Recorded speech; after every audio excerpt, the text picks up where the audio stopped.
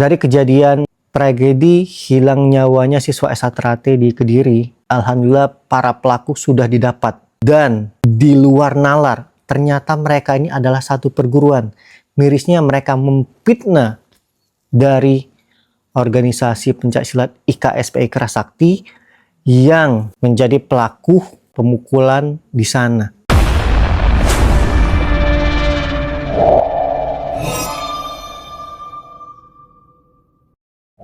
Assalamualaikum warahmatullahi wabarakatuh. Salam persaudaraan. Oke lor, jadi di kesempatan kali ini saya akan melanjutin pembahasan tentang tragedi siswa S1 di Kediri yang dimana jadi korban pemukulan sampai kehilangan nyawa.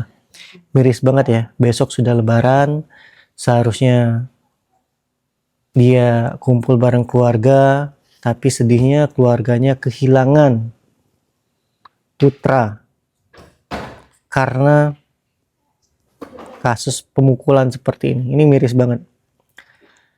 Mau sampai kapan seperti ini terus ya? Dan alhamdulillah kasus ini cepat ditanganin oleh pihak kepolisian. Respect ya buat kepolisian di Kediri sana. Para pelaku sudah ditangkap. 14 pelaku sudah ditangkap. Yang mirisnya ternyata mereka ini masih kecil semua. Masih kecil. Dan yang membuat di luar nalar adalah mereka ini mengarang cerita. Mengarang cerita. Jadi sudah direncanakan untuk menyerang siswa S1 ini. Dan di sini ada video dari Resmob Kediri ya, sudah mendapatkan para pelaku. Di sini terlihat ternyata kecil-kecil semua. Kemungkinan mereka ini SMP sih kalau dilihat dari video ini ya. Kita lihat dulu nih videonya. Tuh kayaknya mereka nih sembunyinya di satu tempat ya. Nih kecil-kecil semua nih. Ya Allah. Masih kecil-kecil. Tuh banyak banget nih. 1, 2, 3, 4, 5, 6, 7, 8, 9, 10, 11, 12, 13, 14 pelaku sudah ditangkap. Jadi kalau satu dapat semua pasti ya. Tuh. Pakai kaos perguruan lagi di situ. Ya Allah, Dek. Masih kecil loh. Nah, inilah kadang yang merusak nama organisasi ya, karena oknum-oknum yang pola pikirnya belum dewasa. Saran buat dulur-dulur di S1 ya, para warga, kalau memang masih ada bocil-bocil, masih kecil, jangan disahkan. Sudah benar arahan pusat membatasin umur ketika ingin menjadi warga. Kenapa? Karena takut pola pikirnya. Pola pikirnya belum sampai. Sehingga mudah terprovokasi, mudah panas, gampang tawuran, buat rusuh, dan lain-lain. Itulah dampaknya. Nah, ternyata mereka ini sudah membuat skenario. Setelah adanya video pengeroyokan di CCTV, mereka membuat fitnah menuduh anggota IKS lah pelakunya. Katanya dia melihat ada para pelaku yang mengeroyok itu memakai kaos masker. Jadi orang-orang IKS menjadi fitnah pelaku pengeroyokan siswa S1 yang sampai kehilangan nyawa. Sudah membunuh, mengeroyok, terus memfitnah, membuat rencana. Wah, ini miris banget. Ya, dan ini ada video rekaman juga. Ternyata ya mereka ini adalah satu organisasi ya. Ini rekamannya nih. Pelaku yang ditangkap dari Pager Nusa tok mas, semuanya Pager Nusa. Terus itu ternyata sudah direncanakan. Yang jelas tolong dulur-dulur melok ngawal masalah iki mas nek persidangan. Karena apa? Karena saiki goncengan telu yang tengah itu Pager Nusa. kan korban niku gocengan 3, sing tengah Hmm. pager Nusa. Lah helm sing digawe ki helm tulisannya PN 1986.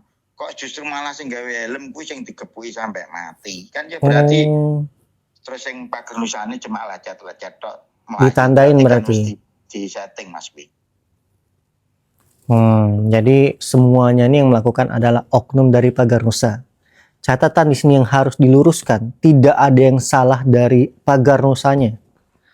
Ya, nggak ada yang salah. Semua perguruan itu bagus. Balik lagi ke orangnya, oknumnya, dan kita jangan menyalahkan Pagar Nusanya ya. Jadi teman-teman tolong, dulu tolong jangan saling menghujat antar perguruan di sini. Ya, ternyata saya kira dia ini bonceng 2, ternyata mereka ini bonceng 3. Nah, dari bonceng 3 aja udah salah ya. Bonceng 3 yang dimana adik kita yang S1 ini memakai helm yang ada tulisan tahunnya Pagar Nusa. Ya, seperti udah ditandain. Aneh ya, orang Pagar Nusa memukulin yang helm Pagar Nusa.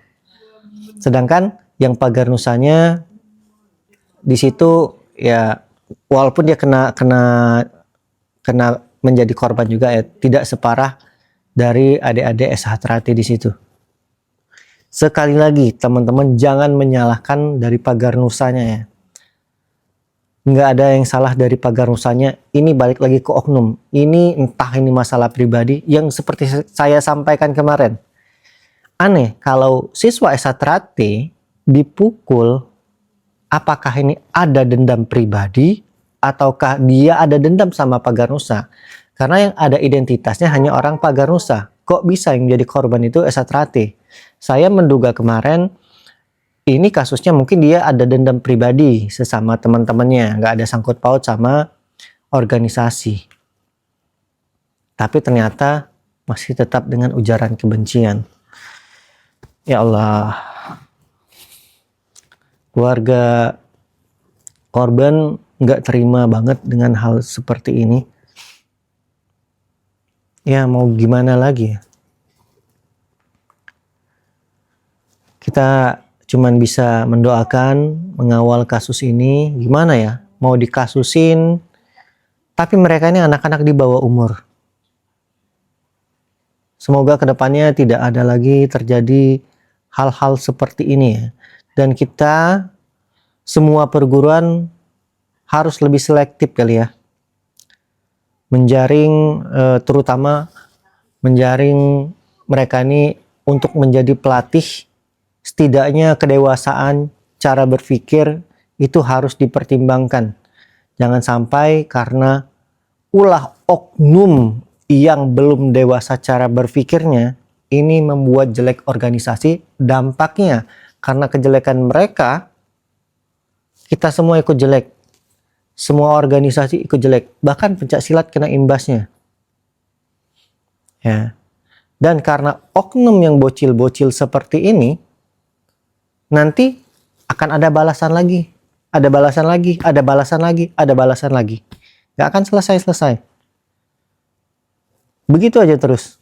Ya. Ujung-ujungnya yang dicap jelek adalah pencak silatnya, bukan organisasi lagi. Pencak silat kok jelek? Di orang luar taunya pencak silat. Ya. Padahal pencak silat tuh banyak banget perguruan-perguruan pencak silat. Dan semua perguruan itu saya pastikan ajarannya semuanya pasti bagus. Ya, yang salah itu kita. Karena perguruan itu bukan orang yang melakukan sifat, melakukan tindakan. Perguruan itu adalah ajaran. Ya. Oke, itu saja ya. Mungkin tolong buat semuanya jangan sampai saling menyalahkan perguruannya. Ini adalah ulah dari oknum yang tidak bertanggung jawab. Dan tolong, walaupun beda organisasi, untuk apa saling membenci? Ya, rasis, rusuh, dan lain-lain. Sering-seringlah silaturahmi antara perguruan. Simpanlah fanatikmu. Kalau kamu ikut pencak silat membuat kamu menjadi lebih buruk, gak usah ikut pencak silat. Kalau kamu ikut organisasi membuat kamu menjadi rusuh, gak usah ikut organisasi. Karena itu bakal bikin malu diri kamu, keluarga kamu, dan organisasi kamu. Ya, ikutlah organisasi membuat kamu jadi lebih baik, membuat kamu jadi lebih berprestasi, membuat kamu jauh lebih sehat. Hal-hal positif yang kita ambil. Negatifnya, buang. Entah gimana ya. Miris pokoknya. Ya itu saja sih ya, bagaimana tanggapan kalian, silahkan komentar di bawah. Saya akhiri. Assalamualaikum warahmatullahi wabarakatuh. Salam persaudaraan dan selamat Hari Raya Idul Fitri.